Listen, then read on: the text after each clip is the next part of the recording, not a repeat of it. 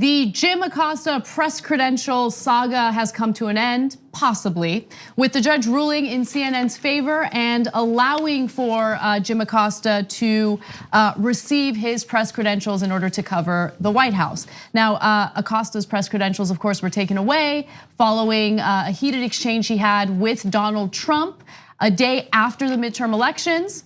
And that was a violation of the First Amendment and the Fifth Amendment. And it appears that Judge Timothy Kelly agrees.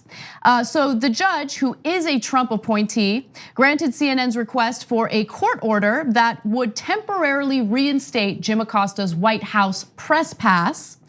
Now, Sarah Huckabee Sanders has responded to this by saying, today the court made clear that there is no absolute First Amendment right to access to the White House. Okay, let's stop right there. That is not what the court made clear. What the court kind of made the opposite clear. But in the alternative facts, the court ruled in their favor. I don't know why Jim Acosta is back in the White House, but on their planet, he isn't.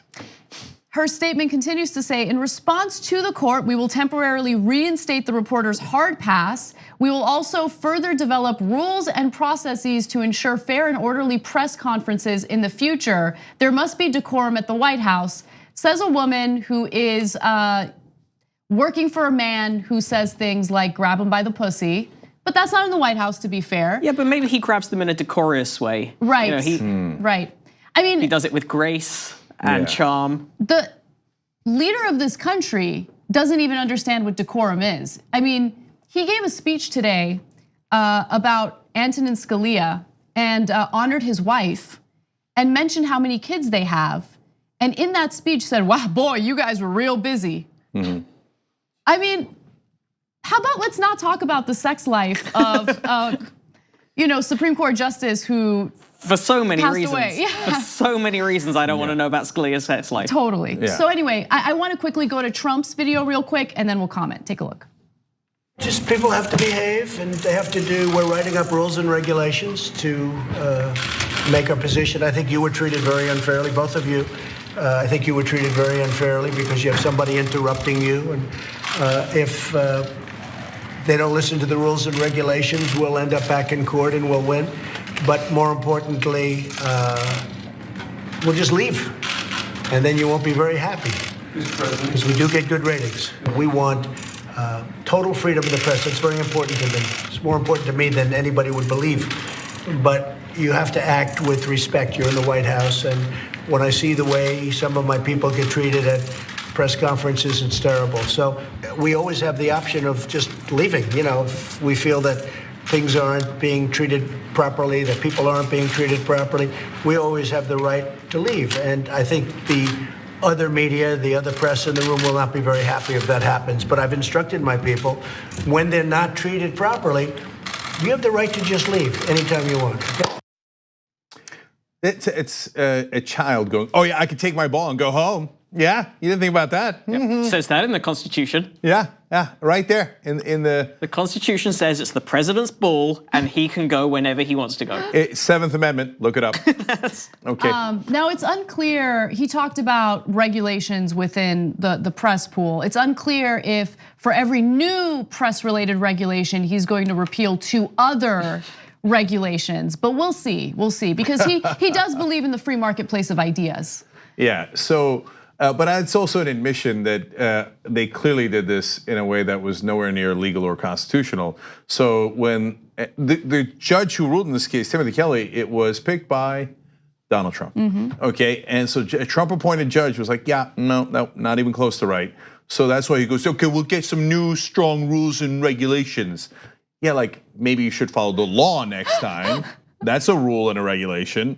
And he said, now I'm more in favor of press freedom than anyone would believe. Well, that's true. No one would believe it for a good reason. He's finally honest for once. By the way, so as we had stated, the press pass at the moment is temporary. So what does that mean? Well, this case is ongoing. So according to reports, Kelly, meaning the judge, ruled that the White House had violated Acosta's due process. He ordered both parties to file a joint status report next week on how to proceed in the case.